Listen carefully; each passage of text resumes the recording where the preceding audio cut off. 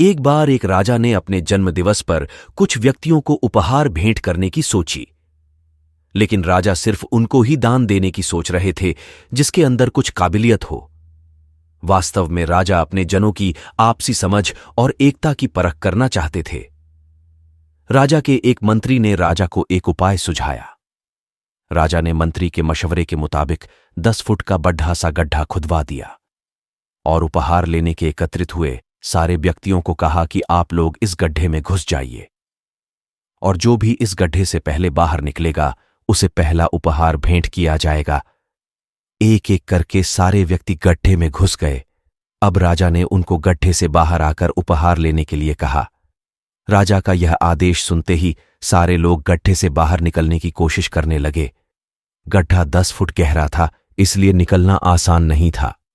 गड्ढे से बाहर निकलने की होड़ मची हुई थी। हर कोई अपनी पूरी कोशिश कर रहा था उस गड्ढे से बाहर निकलने की।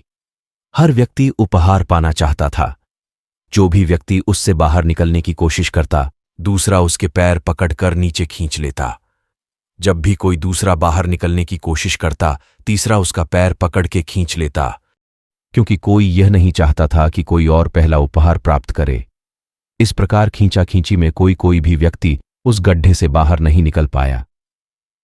राजा ने सैनिकों को आदेश देकर सबको बाहर निकलवाया।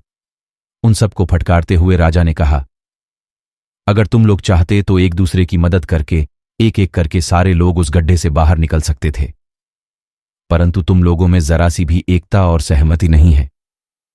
कहीं कोई और हमसे पहले उपहार न पा जाए, इसके चक्कर में तुम सबने अपने अपने हिस्से में मिलने वाले उपहार को भी गंवा दिया, इसलिए तुम्हें कोई भी उपहार नहीं दिया जाएगा। चले जाओ यहां से। शिक्षा। यहां हमें यह सीख मिलती है कि एकता में शक्ति होती है। अगर आपस में सहमति और एक दूसरे को सहारा देने की चाहत हो तो हम सफलता को प्राप्त कर सकते हैं।